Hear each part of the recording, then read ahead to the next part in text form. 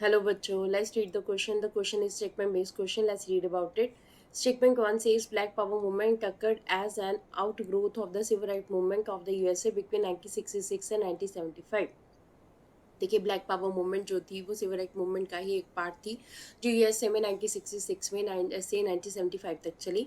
Statement 2 कहता है the term use to refer to Africans whose descendants were brought as slaves between 17 and 19 century. देखिए, term use होती है उन Africans के लिए जिनके पूर्वज कभी स्लेव्स की तरह जो है 17-19 सेंचुरी में लाए गए थे.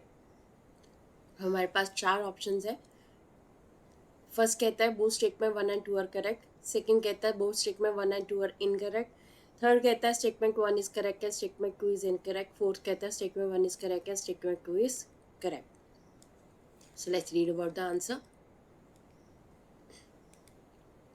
Black Power movement emerged in 1966 and lasted till 1975. तो हमारे पास ये बिल्कुल सही है. 1966 से 1975 के बीच में चली थी. It was a militant and anti-racist movement advocating even violence if necessary to end the racism in the US. ठीक है, अब यूएस में जो है ये एंटी रेशिज्म के खिलाफ जो है स्टार्ट हुई थी. जो रेशियल डिस्क्रिमिनेशन हो रहा था उसके खिलाफ स्टार्ट हुई थी और इसके लिए वायलेंस को भी यूज़ करने की ये परमिशन देते थे.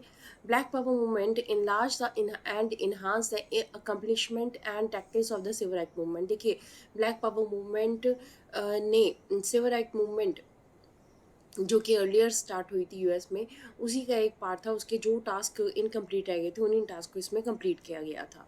सो हमारे पास जो स्टेटमेंट 1 है वो एग्जैक्टली करेक्ट है. हम स्टेटमेंट 2 के बारे में अगर पढ़ें तो black power movement was started by the African American who were descendants of the Africans who were brought into America as slaves between 17-19 century.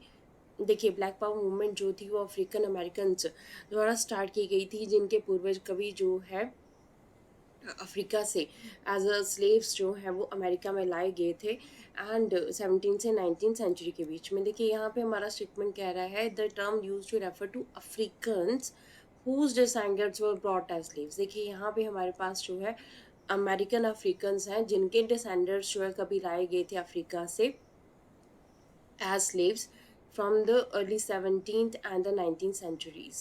तो हमारे पास स्टेटमेंट 2 जो है वो इनकरेक्ट हो जाता है एंड हमारे पास राइट आंसर होएगा statement 1 is correct and statement 2 is incorrect. Third option जो है हमारा राइट आंसर होगा. Statement 1 is correct and statement 2 is incorrect. This is the answer of the question. Hope so you understood the question as well as the answer. Thank you.